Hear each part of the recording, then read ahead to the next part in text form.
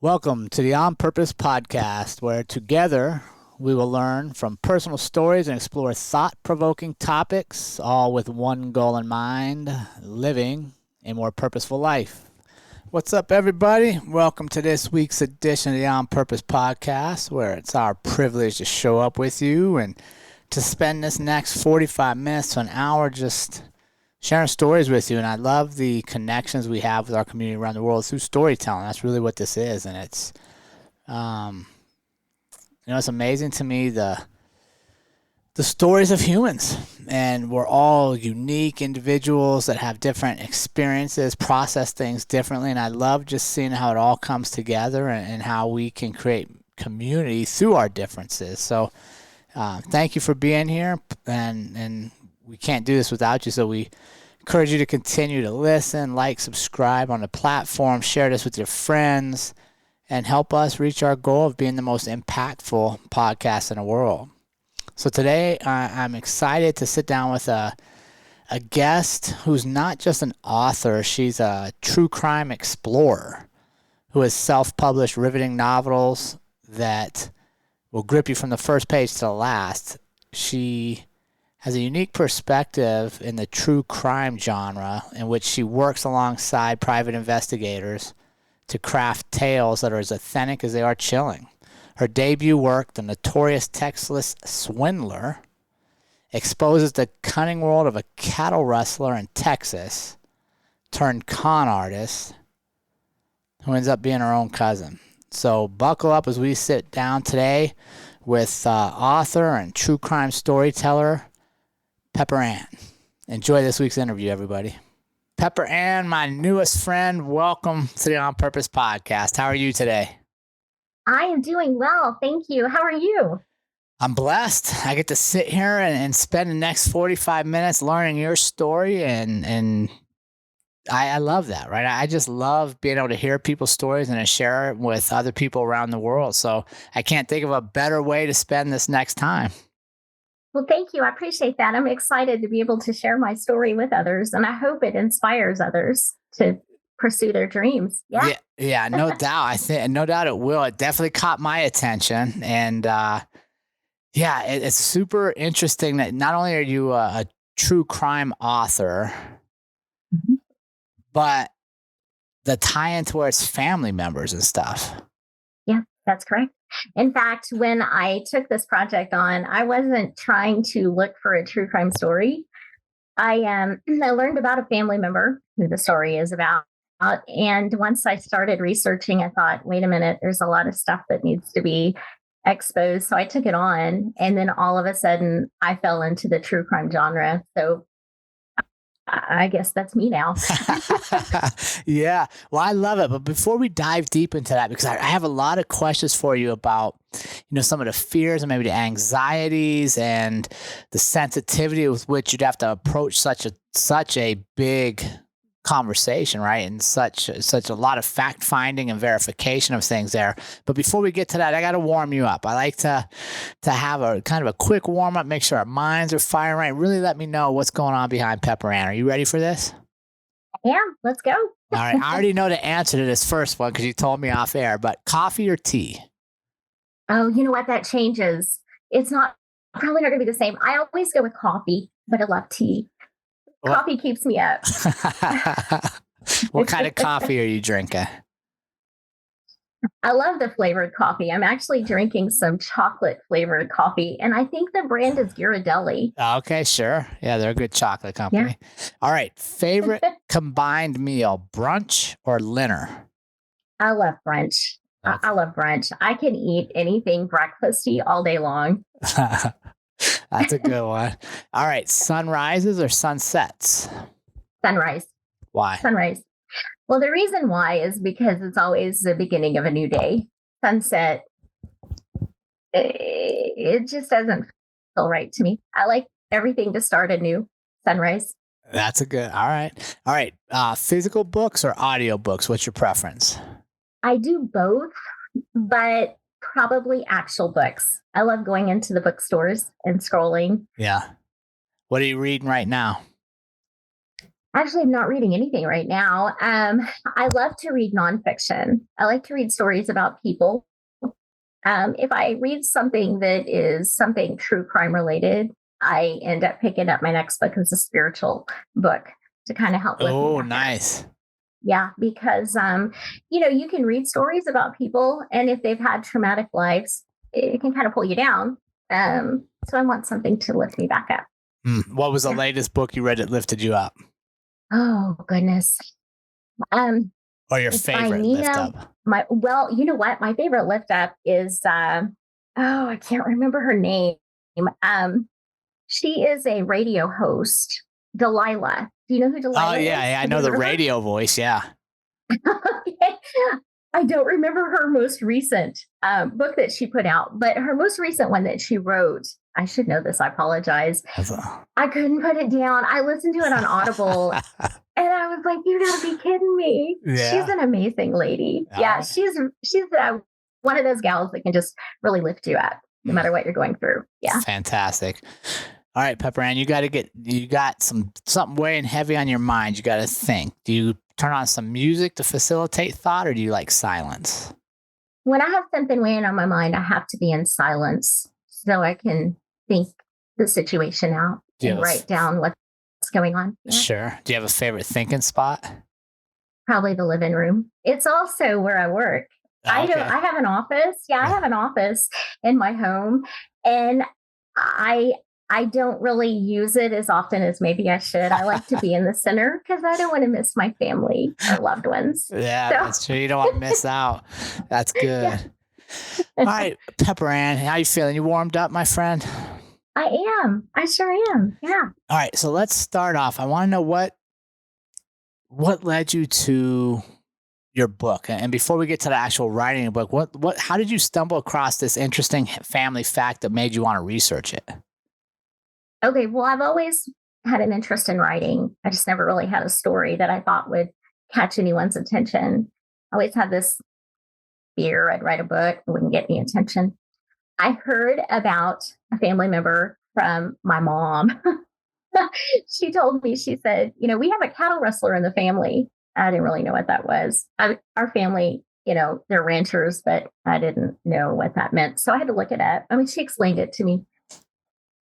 And once I heard the backstory, I started reading a little bit online, articles about him. That's actually what sparked my interest. What's a cattle rustler? Because for those of us not from Texas, it's a cattle thief? It is. It's someone who steals cattle. Yeah. Okay. That's exactly what it is. So your mom tells you had a famous cattle rustler in your family. Mm-hmm. That's correct. Yeah. So no one in the family really talked about it. And I guess the reason why is because in Texas, that's a no-no when you're stealing cattle, we certainly didn't talk about it when I was younger. Now that I'm older, a lot of the ranchers and everyone, I guess, that has been affected by this have since kind of passed. And so my mom said, okay, here's the story. And the family member is still alive, very much alive. What? I was shocked. The cattle rustler still alive? Mm-hmm. Oh, okay. Wow. I wasn't sure if they would have passed and it was like their kin were still alive, but no, this person's still alive. Mm-hmm. They sure are. Yeah. And I tell you, so it wasn't just a cattle rustling because I thought, well, people are, that sounds like a Western. Sure. But the more I dug, I saw that he and 4 other offenders had escaped a local jail in Texas. And it was a huge story. And that is what caught my attention. It was that with a combination of the cattle thief. Yeah. So your mom tells you this and then you start digging more. Mm-hmm. Yeah. And is your mom like, Pepper Ann, stop? Like, that's enough? Or does she encourage it? Like, how's that talk going? She said, leave that alone. She did. Yeah, you know what? Because no one in the family, no one actually knew the real story. Yeah. They just heard bits and pieces. And once I started digging and I started talking to family and telling them, hey, you need to listen. This is what's going on. They got behind me 100%. And they said, you got to tell the story. Okay. What do you need? Let's do this. Yeah. Okay. How was that to balance the relationships there with gathering this truth that they could potentially, well, I mean, it's family, right? So it's something other part of the family didn't want to know. How was that balancing the relationships? Once I did my research and I got everything and I uncovered what I did and I said, look, this is what's going on. They were on board. It wasn't difficult to balance those relationships because I come from a loving family. Okay. My family is awesome. They're very supportive of all of us. We all just kind of come together and try to support one another. So it really wasn't hard trying to balance it. I think what I wanted to do before I came out to them about me writing this is that I wanted to have the facts, because if it was something that maybe would embarrass them or something they didn't want told, I wanted to know that before I approached them. Yeah. And so they were the number one ones that I had to get their approval. And Sure. I got it instantly. Really? Yeah. Most of them, they weren't reluctant? All of them were on board. Every single one of them were on board. Yeah, with me telling the story. Yeah. And so you talk me through the partnering up with a private investigator, because you're going to have to fact check a ton of things here, right? Because memories get skewed and we get parts and pieces of stories, but you got to put it together. So you actually partnered up with one or more private investigators to fact check all this? No, actually, I worked with other private investigators myself. Yeah. I was not licensed, so I worked in my own discretion, and that was before I ever took this project on. So I used my skills that I had learned from them to know what to do and where to go. Now, as far as me fact checking, I got public records from law enforcement. I interviewed everyone in law enforcement that was tied to this that I could. Yeah. DAs, judges, sheriffs. I mean, everybody that was connected to this. I just fact checked on my own using those resources. I got FOIA records from the IRS. From the FBI. Pardon me. And I just verified. I just double checked everything that I had, and that's what I did. Yeah. So were you shocked because there's a corruption element to this story too, right? Yes, that's correct. So it goes beyond just one guy stealing cows. It's a big cover up, corruption, escape from jail. Did that level surprise you? Talk us through some of that, discovering that and going, wait a second, this is bigger than I thought. Okay. So when I first heard the story and I started researching it, I reached out to my family member, Bob. He's the one, that's the cattle rustler. And he's actually incarcerated. He's serving 14 life sentences for the crimes of escaping the Grayson County Jail. Now, he escaped jail twice. This is the second. Okay. So, once I learned the story, or what I could, I wrote him and I said, hey, I'm your cousin. Our grandpas are brothers. And I want you to put me on your visiting list. I want to come in. I want to write this story. He didn't know about any of us. He just didn't know. So once I got in there, I talked to him. And it wasn't until that first visit I was shocked out of my mind because names were thrown at me, individuals who did not want to be exposed. And I had to verify everything that he told me because he is a compulsive liar. Okay. Anything he told me, I had to take with a grain of salt. Sure. So I was on top of things, I verified what he had told me was accurate, but I was shocked after that first visit. And he was relieved when I reached out to him because his story has never been told and he wanted his story told. And I was the one to tell it. It came from a family member. So I think there was more meaning there, What was that first visit like? Because you had never met him up to that point, I'm assuming. I never had. No. We corresponded through the mail until I was added to his list. Right. I'm going to share a funny story with you.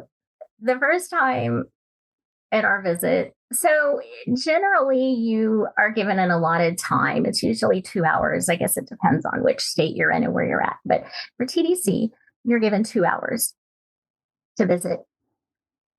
I was late to the visit. We only had about 40 minutes. And when I walked in and I sat down, I was just, because I'd met with other people along the way. I'd met with other family members. And so that's why I was late. I was trying to get to him. Sure. I'd met family I didn't know that existed, this, that, and the other. So when I made it, I sat down and he said, "You're late." That's what he said to me. And he had a big smile on his face. My uncle, Michael Perry, had said later, he said, "Well, what else did he have to do? Did he have anywhere to go?" No. But yeah, the first visit, it was short. And it was because I was late. But yeah, all the other visits were right on target, everything. And how did you, how were you able to determine lies from truth? Because that's a pretty prevalent thing. You know what I mean? People exaggerating at times or minimizing their roles. How were you able to determine what he was telling is truthful versus lying to you? Well, a lot of times, if he was lying to me, he would talk very quickly, and he's been a compulsive liar since he was a child, Yeah. and it has to do with his childhood. I'm not blaming anyone, but his environment played a big part in that. He lies so much so now that he can't even tell. So he will mix the lies with that. Yeah. And so I don't think he really realizes what he's doing. But the more that I got to know him, I became familiar with when something was a lie. Something was just grandiose. It was bigger than what the events actually were. He would do certain things, talk fast, his breathing was quicker, just certain things I could pick up on, that I knew when something wasn't accurate. I had interviewed friends and family who knew him very well, and they also knew the signs and how to tell if he was lying. So I was always on my toes. I mean, I was always on my toes. Yeah. What does that mean to you, being on your toes? What do you mean? Couldn't let my guard. Well, I couldn't really let my guard down. Well, first off, it's nerve-wracking going into a prison. Sure. Okay, I'd never been into a jail, and here I am going into a prison. Right. They close those gates, and I'm like, "Are you sure they'll open when it's time for me to leave? Can you get me out of here?"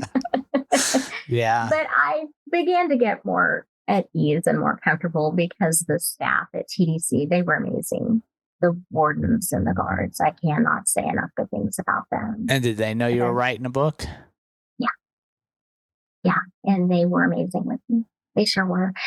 I don't know. I was always on guard, on my toes, because I didn't know what I was going to expose until I started digging. And of course, the first visit after I verified everything. So I was always on watch. I was always double checking because I couldn't write something unless I could verify it. And that was important to me. I didn't want to write what someone else said, because if I couldn't verify it, it wasn't factual, I would not put it. And Sure. So I think I was always watching from the minute I accepted this, even now, Did you ever fear for your safety or ever have your safety threatened? I don't fear for my safety. We've been in situations, my family and I, there have been moments where we've had to step back and reevaluate things. When I took this project on, there was an individual I exposed in the book who was affiliated with all these individuals I exposed. And they met with me and they wanted to know if they could write the book with me. They wanted to oversee what I was putting. They wanted to know who I was putting in it. Sure. What was I saying? Once I said, "No, I'm not going to do this with you. I don't know you. I'm not going to do it." It was shortly after, it was just a matter of weeks, that we noticed the lug nuts on our vehicles were loosened. Huh. Now, I'm not saying you did it, but just so many coincidences. Yeah. I attend events. I attend book signings or programs and things, and they show up. Some of the individuals. Yeah, talk me through that. So you're very public with this. You wrote the book. Clearly, you expose it. The book's doing very well. Mm-hmm. But yeah, you're right. There's people that are still alive that are implicated in the book. Mm-hmm.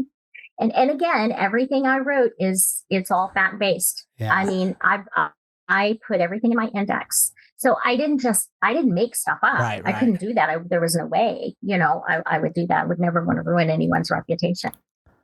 And they had hid, these individuals have hid behind others. They've hid behind their crimes.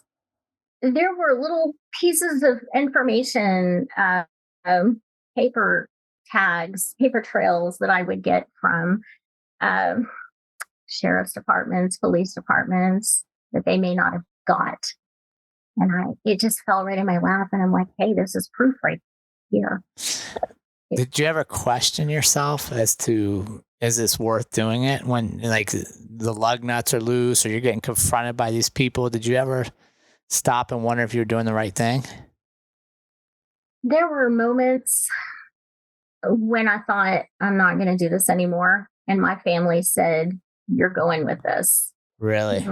Talk me through one of those. Talk me through one of those moments where you're like, wait a second, I'm not doing this anymore. Oh, I can give you an example. Okay,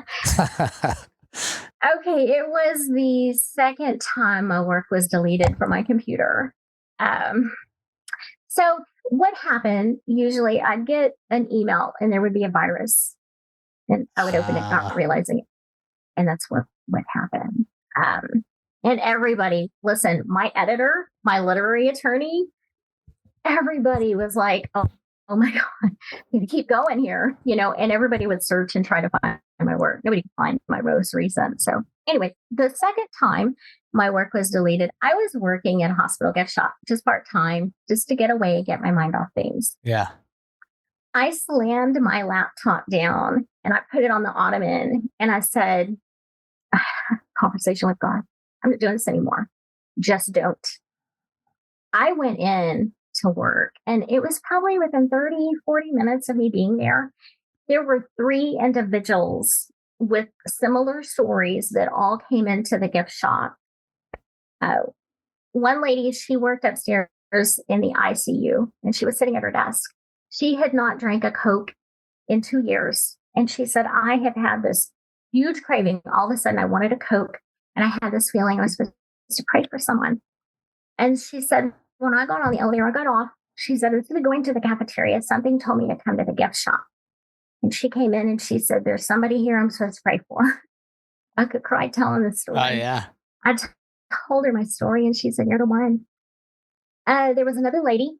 She was just driving by. She was just passing by the hospital. And she said, I had a craving for a Coke. She said, I had this urge. I was supposed to pray for somebody. Something told me to come into the gift shop. You can't explain these situations, but they happen. And I saw them. She came in and she said, I was supposed to pray for you. I had three individuals within probably 20, 30 minutes, maybe 15, 20 minutes of each other. I was just, my jaw dropped. And I called my family and I said, you're not going to believe this. And they said, okay, you got to get back on it. Yeah. And I did. That is probably the one that shook me the most. And it convinced me that this is my story and I'm not letting it go. I love it. And how long has the book been out?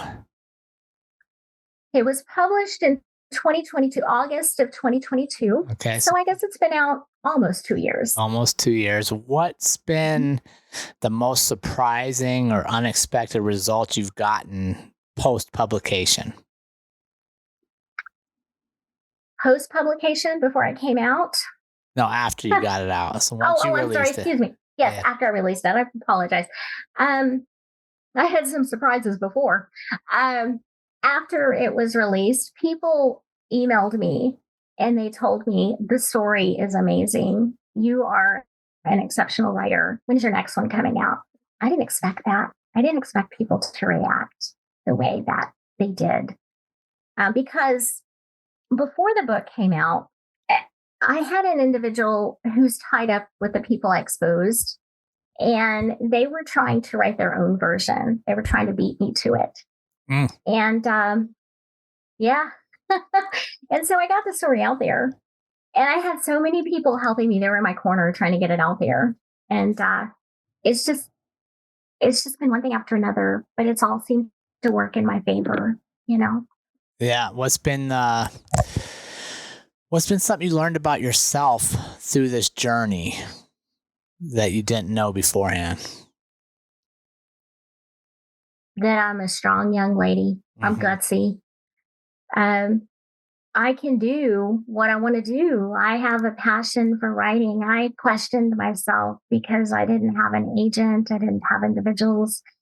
I didn't publish traditionally, and it doesn't matter who you have or what you've got. If it's something you want to do, you can do it. And I I believe in myself a little more than I Mm. did. It gave me confidence that I didn't have. It was proof that any of us can do anything we want as long as we put that belief in ourselves. Oh, I love it. That's fantastic. Yeah, when I asked you, I was thinking like, what would I say? And tough was what I would have said too. Just Yeah, the feeling from you and being able to stick through it and face fears and doubts and continue on. Yeah, that's certainly Texas toughness right there. thank you. You have to be tough if you're gonna do it, and I was. And thank you. I appreciate the compliment. Yeah, for sure. How's the family been after the book's been released now? It's been out for almost 2 years. How's the family relationships and stuff been? Oh my gosh. They're so proud of the book. My mother carries a copy of my book in her purse. She's in the grocery store telling people, "Do you like to read? Let me show you." And she gets all these people around her. Everyone in my family, my friends, I mean, all these people, they're telling people about the book. It's so amazing. Moms are the best, huh? All of them, cousins, aunts, uncles, everybody. They're all awesome. Yeah, Now, does your mom carry an autographed copy or just a general copy? just a general. All right, man, we got. Because she's thinking when she's thinking if anybody wants to buy it, I'm going to sell it. I'm like, mother. Well, if you throw your signature in there, maybe she could get it done for you. She does. She walks around. She sells them. But there is a gentleman who lives close to her, and I think he's bought 5 or 6 copies from her because he has friends in law enforcement, and if they Okay. retire, or if they're in the military, he'll buy a copy from her and he'll send it to them. I have so many wonderful people that support the story and me. It's amazing. I'm Yeah. really blessed. Oh, Yeah. yeah, that's fantastic. I want to know. So you learned you were tough. What kind of skills did you come up with, maybe that you didn't realize you had in this process as well? Something I didn't realize that I had, and it's been pointed out to me several times, is that I listen to people. Mm. I can pick up on them when they're saying something. I know how to read them. I never realized that before. People are are really kind and they open up to me. I'll tell you, I interviewed victims at the very end of the book. I talk about a standoff, an 8-hour standoff that Bob and another individual had with law enforcement, and Bob actually released the married couple that he was holding hostage in their home, and I became very close to that family. Oh, wow. It may seem odd to some people that people who were victimized by inmates who escaped a jail, that these people who were victimized become close with the family member of the individual who held them hostage. But it did, and they're just amazing to me. I think it's the way that I am with people. I appreciate that. I guess maybe I talk to people and I listen to them, and I think that's a characteristic about myself that I like. Yeah. I am compassionate. I try to show empathy to people. Um, Yeah. that's what I learned. Yeah. No, it's awesome, right? When you jump out into a new journey, when you accept a challenge that maybe you had doubts about, you're not quite sure what the outcome's going to be. You're going to learn a lot in the process of going there, no matter whether it's, writing this book, doing an investigation, assuming a physical challenge, leaving a career, starting a new career, betting on yourself. And that's what I love for our community. That's why I love stories like this is you bet on yourself, right? You literally bet, and that's so important in today's world where it's sometimes it's hard to believe in ourselves. Sometimes it's hard to believe we can be different than everybody else. But you can't learn these lessons unless you do. You're absolutely right. If I hadn't have learned them, I don't believe I would believe that I could write a book. Like, it's hard writing a book. You have people are always sending in their manuscripts, their queries to literary agents. And I'm going to tell you, if they're not interested, they won't respond. I had a lot of literary agents respond to me and they said, "This is really great. It's regional. I can't take it. You need to keep going and find where this book belongs." I don't believe that if I hadn't have done this, I don't believe I would have thought that I could have written a book because Mhm. there's so many odds against you. There are odds Yeah, against you yeah, becoming a bestseller, maybe, right? But we can all write a book if we choose. If we're willing to sit down, it's hard to sit yeah, down and put pen to paper and write and write. And it's hard to hit publish and be open to what everybody says, right? Like, oh my gosh, is this book gonna, is anybody gonna read this book? Um, but so many of us have stories that still need to be told. I agree. Absolutely agree. Yes. But before people can get to that point, when I see some authors that they, they write up their story and they want to send it to people and they hear the criticism from Mm, others and they shut down. yeah. And they may have an amazing story, but they're listening to what other people say. And sometimes it's kind of difficult to not, it's difficult to shut those voices off. Um, How, you're right. It's difficult to become a bestseller. I didn't write this to become a bestseller. I wrote it to tell the story and yeah. expose people. I just didn't know it was going to be so interesting to people. I mean, people love the book. I can't believe it. I'm just blown away. So talk to me about that. Share it because you mentioned something there. I want to get your insights on this. So you got feedback along the way. If you're working with a literary agent or a publisher, or you're sending it out for peers to review and send it back to you, how did you handle taking that criticism, not personally but professionally, to make it the book it became? Well, I'll tell you, when I took this project on, there were two people I wanted to make sure I had in my corner. One was a literary attorney. I had to make sure because I knew what I was going to be Mm, exposing. I wanted to make smart. sure it was protected. Yeah. So Gwen, she's a very dear friend. She's been right there with me. Um, then I got an editor, and the editor was the only one that I let read my work. Every once in a while, I let a family member. Sometimes if you show your work to too many people, you get too many opinions Mm, and it can take away from your creativity. So I kept my editor. John's been with me from the very beginning for the past 12, well, 14 years. It took me 12 years to write it. okay. He was the only one that I let read it. Um, I was discouraged when the literary um, agents didn't want to take it on. But once I realized I can do this, I Yeah. realized there's a whole other world out there for indie authors. It didn't seem as bad as I thought it would be. Yeah. I That's just took it day by day, every day. Yeah. yeah. Yeah, and I like that you kept your circle small because I think sometimes you're 100% right. We take in so many opinions that one, it stifles creativity for sure, and two, it creates indecisiveness, right? Because we don't know what path we're taking because we're processing all these opinions. So I think that's a very shrewd move there to keep it small to one opinion you valued. I did, but I made sure the people that I had on my team were the best. Mm. I can't say enough good things about them. Made sure I had the best literary attorney. I made sure my editor knew what he was doing, and he does. You know what? If he tells me no, then no. When I write something, I'll send it to him, and he'll say, "No, this is too much." Then it's out of there. You have to listen to professionals that Yeah. are in doing the same thing you're doing, and yeah, That's how, and what I love. How old are your kids, if you don't mind me asking?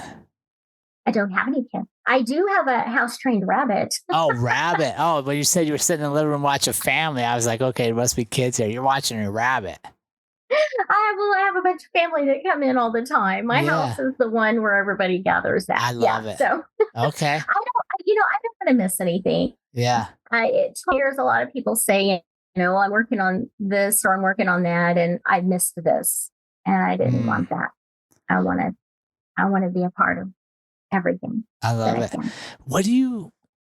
Here's what I love, and this has been a common theme in a lot of our shows for many years. Is you pursued what became a dream for you, right? A passion for you, a purpose for you. Mhm. What do you know of any other ripple effects that created within your family? Has any family member came to you and said, "Hey, Pepper Ann, because you did this, I'm now choosing to do this. I'm choosing to believe in myself here." I haven't necessarily seen it with family because my family is very gutsy. If there's something they want to do, they do it. Love it. But I have seen it with friends Yeah. or even strangers. I've seen people who've said, "You inspired me to want to do this and to not give up." And that makes it all worthwhile. If it can show someone that they can do something they want to do, that's amazing to me. Yeah. I love it. Did you and see that's the thing, right? Like you said, you didn't write the book to be a bestseller. You wrote the Right. book because you felt like it was the right thing to do and what you were supposed to do. And you're impacting lives through it, right? You're giving people hope. You're letting people know that they can overcome whatever is in front of them if they choose to work hard, right? Like we can't get there without working hard and believe in Right. ourselves on the days we have doubts.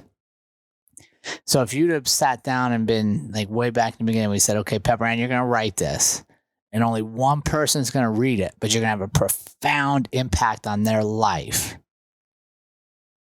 You'd have probably done it. The one person that I wanted to read it has not been able to read it yet, and that's Bob. It can't get into TDC because I was so detailed with the jail escape, with the second jail Oh, escape. what? So now I am trying to work with TDC to see what pages need to be removed because yeah, the story's about his life and he knows what he did, but I want him to see the work that I put into it. I think that he would be proud if he could read it. I Oh, think that's wow. probably the one person because everybody else has read it Yeah. that could. But I think it's not going to be complete for me until I can let him read it. What do you think he'd be proud? You think he would read this and be proud of the story you told or his actions? No, he would not be proud of his actions. In fact, every time I go visit him, I remind him that's not something to be proud of. No, he would be proud of the way that I wrote the story, of everything that I uncovered. Yeah. I exposed a lot of people, and these individuals, and I provided evidence and proof. And I mean, I told the story. The Yeah. story has never been told fully, and that's all he's wanted. That's all our family has wanted is for people to know about all these other individuals. So I think he would be proud of that. I think he would be proud of me. I'm not looking for confirmation from him, but I Yeah. think it would just make, for me, it would just kind of make it, I don't know. I think it would just kind of make me think, okay, this is great. Yeah. Yeah, Has I did there it. Yeah, no, absolutely. That's fan. Yeah, that'd be pretty amazing. I'm just trying to picture. I've never been in that situation of trying to picture like, would I want that same thing or not? I think that I think as a society, we have to do better. All of us. I think Mm, we have to, um, I think we have to show a little empathy, more empathy towards people. I am the number one person that when someone does something wrong, they need to know that, and they need to know that it's not okay. Um, I've spent a lot of time at visits with Bob and his rearing. He did not have a good rearing. Neither one of his parents showed up. and it was bad. And I'm not excusing him. I'm not. I'm just saying that I think we all can make a difference in people's lives. And I feel like there were moments when I did make a difference in his life. I showed him, look, this is the way that you need to do things. This is how it goes. He's done a lot of things. Don't get me wrong. I'm not excusing him. I'm not saying he should be out. I'm not saying that. But I think that we all need to try to we all need to try to do good and try to help others if there's any way. If we can make an impact in someone's life, I believe we should be able to do that. I think we should try. He wanted to reach out and write to the Forresters. That's a married couple that he held hostage. And I told him, I said, you need to write them and ask them if it's okay, because they're victims of the crimes you committed. Don't just randomly write them. Yeah. And he did. And he listened to me. And he did. And the Forresters wrote back, and they kept communication open with him. Really? And I feel like if I hadn't have encouraged him to do it that way, I don't know. We all need people in our lives who can encourage us. And I hope that I'm able to encourage others, or be, give them a positive look on things, Yeah. It's important. Yeah. Yeah, it doesn't matter where we're at in life. It's always nice to know somebody else believes in you a little bit and somebody else sees you, right? That's really what most of us want, is to be seen, right? We want to know that we do matter to people around us. And it doesn't matter if we're in prison or not. Like, wanting to matter is a human need. Right. I agree. Absolutely agree. I'm not advising people to start reaching out to prison. I'm not what I'm saying. No. You never know. Even if it's in the grocery store, if you see someone, you don't know what someone's going through in their life. And we all have to just step back and just remember everybody's going through something. Yeah, absolutely. Everybody's going through something. That's fantastically well said. So, Pepper Ann, you're also now, so the Notorious Texas Swindler has been out for 2 years. You're on the book tour. You're speaking about it. But you're also, this has kind of led you to want to create more in this true crime genre. So you're coming up with the Penny Pearl Mystery Series. Yeah. Talk to us about that a little bit. I'm so excited about this. I don't know how it's going to go. I don't know if people are going to like it or not. We'll find out. After that first book, if people don't like it, I'll move on to something else. But it's actually a series of it's a young lady who is getting in the way of law enforcement and ends up working with them throughout the series. And she is a sleuth, she's trying to uncover crimes. And the crimes that I'm writing about actually happened. They're actual events. And so that's going to be out sometime this summer. It may be the very last day of summer. But summer, right? So I've got That's right. Yeah, I've got that. And then I'm also working on another true crime story. Okay. So I'm mixing it up. Something that doesn't take 12 years of research, though. That's right. Well, this one actually didn't take 12 years of research. It was just having to rewrite it because of someone deleting it. And no one's going to do that to this. Sure. Yeah. And so now you're like, okay, I can do this author thing. I'm gonna stay after this. You enjoy it. You want to do more of it. Well, that's my plan. If people, if they like the next one and the one after that, I'd like to continue it. I enjoy it. So we'll see what happens. Yeah. Pepper Ann, it's been awesome having you on the show this week. Where can our community connect with you and follow along in your journey? On my website. My website has all the links to my socials, pepperannauthor.com. On my homepage, there's a link to sign up for my newsletter. And I'm always putting out new information. I'm all over the place. I try to be, and I try to get online as much as possible. So my website. Awesome. Pepper Ann, thank you so much. It's been an honor sharing your story. Thank you. Thank you for having me. And remember, team, life is far too short to live any other way than on purpose. We will we'll see you all again next week.